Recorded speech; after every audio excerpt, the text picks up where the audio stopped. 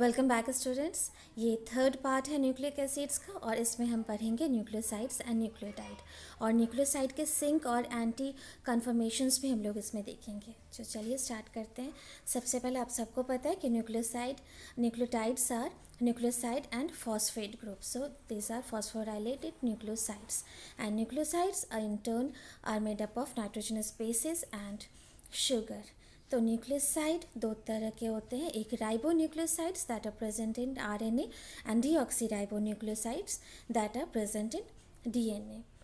So this is a ribonucleoside which is having nitrogenous base and ribose pentose sugar, because nucleosides always have two components only, nitrogenous base and pentose sugar. In our ribonucleoside there is ribose pentose sugar. So you can see this is ribose pentose sugar and it is having the OH group over here. This is deoxyribonucleoside and it is having 2' deoxy pentose sugar. तो यहाँ से यहाँ देख लीजिए कि oxygen has been removed from 2' position of the sugar, so it is deoxyribose sugar and it is present in DNA. Now the names, ये बहुत important है क्योंकि अक्सर स्टूडेंट्स इन नाम में कंफ्यूज कर जाते हैं. आप एक नाम ठीक से देख लीजिए, ये एडिनिन है, नाइट्रोजनस बेस. इसमें अगर शुगर ऐड होता है, वो भी राइबो शुगर ऐड होता है, तो हम उसे कहेंगे एडिनोसिन. ये एक न्यूक्लियोसाइड है. दूसरी बात, अगर ये न्यूक्लियोसाइड एक आपका जो शुगर है वो राइबो शुगर की जगह डीऑक्सी राइबो शुगर है और it is a deoxyribonucleoside, then we will term it as deoxyadenosine. क्या होता है कि जब आप कभी भी किसी मल्टीपल चॉइस क्वेश्चन अटेम्प्ट करते हैं एमसीक्यू में, तो आप बहुत जल्दी सोचते हैं और उसमें क्या हो जाता है कि इसी का फ़ायदा उठा लेते हैं आपके एग्जामिनर्स और इन दोनों में आपको कंफ्यूज कर देते हैं. तो जैसे साइक्लिक एएमपी है, तो हमेशा याद रखिए क्योंकि वो एएमपी है इसलिए इसका मतलब है कि वो राइबो न्यूक्लियोटाइड है. ठीक है, यहाँ हम लोग राइबो न्यूक्लियोसाइड्स के बारे में बात कर रहे हैं. तो गुआनिन से अगर राइबो न्यूक्लियोसाइड बनेगा तो वो होगा गुआनोसिन. सिमिलरली साइटोसिन से साइटिडीन एंड यूरासिल से यूरिडीन. थायमिन जो है वो आरएनए में प्रेजेंट नहीं रहता है. अगेन अगर हम बात कर रहे हैं डीऑक्सी राइबोन्यूक्लियोसाइड की, तो we have deoxy adenosine, deoxy guanosine, deoxy cytidine and deoxy thymidine. Next, the sink and anti-conformations of nucleoside. The base of a nucleoside is free to rotate around the glycosidic bond. This results in two conformations, sink and anti. अब ये मान लीजिए कि आपका एक base है और वो शुगर से जुड़ा हुआ है. ठीक है, तो शुगर से मैंने बताया था कि N9 से जुड़ेगा C1' and this covalent bond is termed as glycosidic bond. अब क्या है, ये जो स्ट्रक्चर आपका है it is free to rotate. अब ये इस तरफ है, नेक्स्ट ये इस तरफ भी आ सकता है, ये रोटेट कर सकता है. And that's why we have two conformations, syn and anti. ये सिंक है, एंटी है. तो पिछले क्लास में जो हमने स्ट्रक्चर्स पढ़े थे वो अगर सेम टू सेम वैसा ही रह जाए तो उसे हम कहेंगे sink.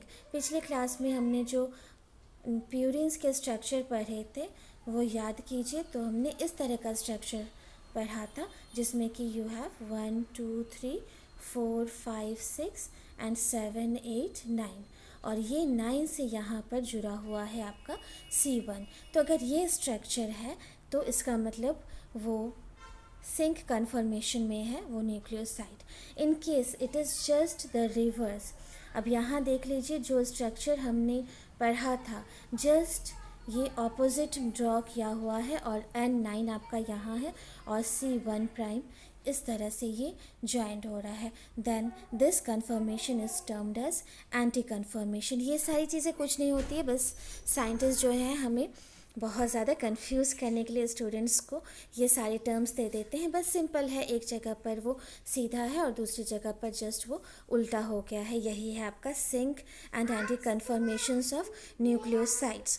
In pyrimidine we only have anti, क्योंकि वो सिंक उसमें नहीं रह पाता है, इसीलिए उसमें जितने भी आपके कन्फर्मेशंस मिलेंगे हम लोगों को वो सारे एंटी होंगे। Now, purines have both the forms zinc as well as anti. Pyrimidines have anti-conformations due to steric interference of O2 and C5 prime. Now, nucleosides and nucleotides. तो अब यहाँ हम न्यूक्लियोसाइड्स और न्यूक्लियोटाइड के बारे में बात कर रहे हैं। Nucleosides ribonucleosides and ribo deoxyribonucleosides, ये दोनों ही अभी हमने पढ़ लिए हैं। Now we come to the tides. जब फॉस्फेट जुड़ गया, और जैसे ही फॉस्फेट जुड़ गया है, देखिए इसके नाम के आगे हमने क्या लगा दिया है, adenylic acid. So this is guanosine monophosphate, this is adenosine monophosphate, this is cytosine monophosphate, this is uracil monophosphate. इसी तरह से डीऑक्सी में deoxy adenosine monophosphate, deoxy guanosine monophosphate. तो इस तरह से ये मोनोफॉस्फेट भी हो सकता है, डाईफॉस्फेट भी हो सकता है और ट्राईफॉस्फेट भी हो सकता है। तो न्यूक्लियोटाइड्स में 3 तक फॉस्फेट्स ऐड ऑन हो सकते हैं, और जब इसके नाम आ जाते हैं तो अब हम एडिनाइलिक एसिड, गुआनिलिक एसिड, इस तरह से इसके नाम भी हम लोग चेंज कर देते हैं और एसिड में चले जाते हैं। जबकि जब वो न्यूक्लियोसाइड रहते हैं तब उनको हम एडिनोसिन, गुआनोसिन इस तरह से नाम से जानते हैं। Now, what is the difference between nucleosides and nucleotides? So, nucleosides have 2 components, nitrogenous bases and sugar, whereas nucleotides have nitrogenous bases, sugar and phosphate. Nucleosides are slightly basic in nature, whereas nucleotides are acidic in nature due to presence of the phosphate group. So, these were the basic differences. Now this is a nucleotide, this is nucleoside monophosphate. तो एक nucleotide को हम nucleoside monophosphate भी कह सकते हैं, क्योंकि ये न्यूक्लियोसाइड है और एक फॉस्फेट जुड़ा हुआ है, तो nucleoside monophosphate. Again, this is nucleoside diphosphate. You can see this is a nucleoside and there are 2 phosphates. And finally, this is nucleoside triphosphate. यहाँ देखिए ये एक न्यूक्लियोसाइड है और यहाँ 3 फॉस्फेट है, तो this is nucleoside triphosphate and we name as alpha, beta and gamma from the nucleoside. तो न्यूक्लियोसाइड से जो जुड़ा हुआ है सबसे पहले उसे हम अल्फा फॉस्फेट कहते हैं, उसके जस्ट बाद में जो है उसे बीटा फॉस्फेट और लास्ट में जो है उसे गामा फॉस्फेट कहते हैं, उसकी आइडेंटिफिकेशन के लिए। So this is the whole structure of nucleotide, nitrogenous base plus sugar plus phosphate. So in next chapter we will study DNA and RNA chains. Thank you so much.